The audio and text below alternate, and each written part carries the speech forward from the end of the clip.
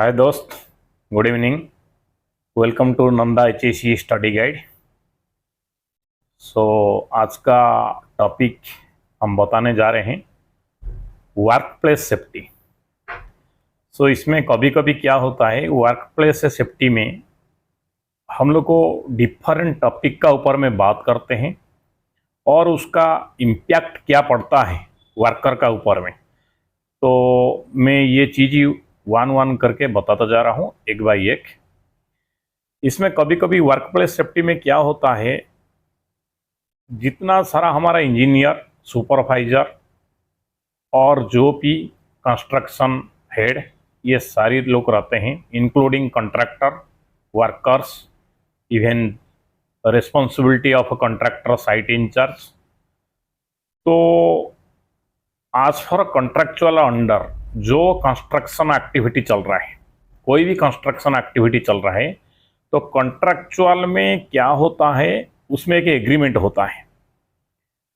तो contractual agreement के हिसाब से जो सब कॉन्ट्रैक्टर रहता है उसी को, उसका अंदर में जितना सारी वर्कर रहता है उसी को ये चीज फॉलोअप करने का।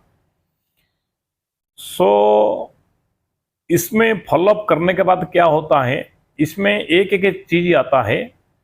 Number 1 area inspection, number 2 tool works meeting, number 3 weekly safety meeting, number 4 training, number 5 induction, number 6 inspection of tools tackles, number 7 colour coding system, number 8 hazard related information, number 9 job safety analysis, number 10 सबसे important चीज है, last में आता है।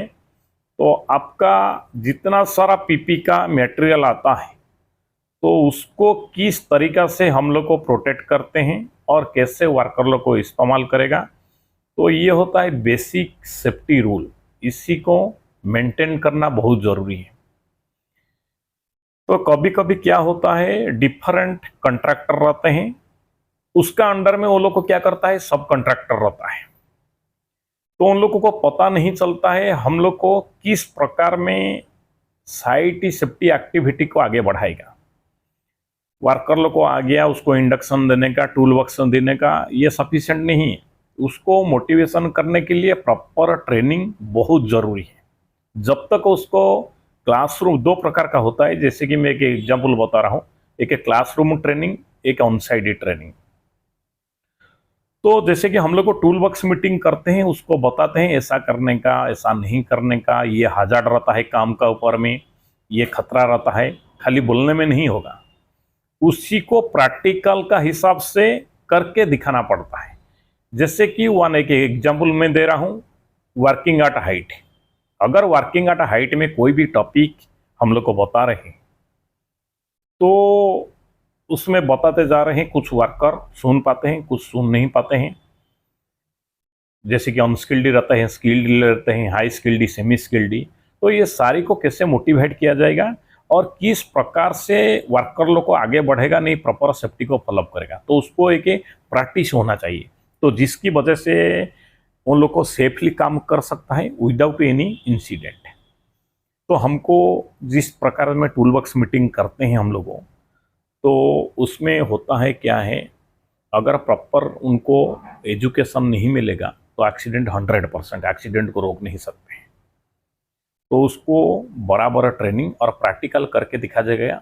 तो ladder रहेगा पास में, और एक डेमो करने के लिए तो एक असेंबली रहना चाहिए हमारा पास में, जो जो हम लोग को डेमो करके दिखाएंगे। मान लीजिए ऊंचाई में काम करेगा, सीढ़ी में कैसे वर्कर जाएगा, किस प्रकार में उसको हैंडल करने का सीढ़ी को, और किस प्रकार में सेफ्टी हार्नेस यूज करने का, उसको पहना के जरूर दिखाने का, वर्किंग प्लेटफॉर्म का ऊपर किस प्रकार में रहेगा। तो ये सारी चीज रहता है। तो कंस्ट्रक्शन एक्टिविटी में यही चीज बताते नहीं है जॉब सुपरवाइजर और इंजीनियर। तो जब तक उसको बताएगा नहीं, ट्रेनिंग बराबर नहीं मिलेगा, तो तब तक आपको हजार्ड जो खतरा उसको रिड्यूस कर नहीं सकते। तो हमको सबसे पहले इंपॉर्टेंट चाहिए, अगर हम जॉब सुपरवाइजर इंजीनियर को प्रॉपर ट्रेनिंग देते हैं तब भी जाके हम वर्कर को दे सकते हैं, क्योंकि they should know what is the hazard, what is the risk. So इस प्रकार में इस सारी सुविधा जो चीज है, ये सारी फैसिलिटी हम लोग को सेम जॉब सुपरवाइजर को देते हैं, और सेम चीज वर्कर का पास में होना चाहिए।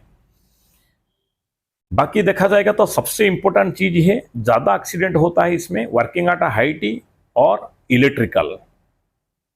तो इलेक्ट्रिकल में कोई भी नेग्लिजेंसी नहीं करना चाहिए। ऑथराइज इलेक्ट्रीशियन होना चाहिए, लाइसेंस होल्डर।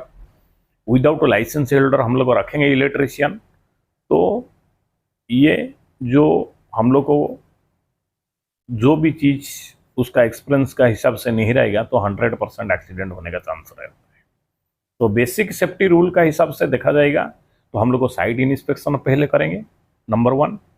उसमें जितना आपका कंस्ट्रक्शन का वर्कर रहता है, उनका अंदर में एक टीम, जैसे कि जो मेन लीडर 2-3 वर्कर होना चाहिए। उसका बाद में आपका इलेक्ट्रीशियन, उसका बाद में site engineer, responsibility site RCM और कंस्ट्रक्शन हेड। तो इंस्पेक्शन होने के बाद उसमें पता चलेगा कौन सी काम हम लोग को करने जा रहे हैं और क्या क्या काम होगा। तो साइट का इंस्पेक्शन का बाद में ये सारी चीज हम लोगों को देखना पड़ेगा, नहीं तो इसमें क्या होता है हम लोग को खतरा को एवॉइड कर नहीं पाएंगे। और एक चीज देखा जाएगा, सबसे बड़ा इंपॉर्टेंट चीज अनसेफ है एक्ट क्या है, अनसेफ है कंडीशन क्या है।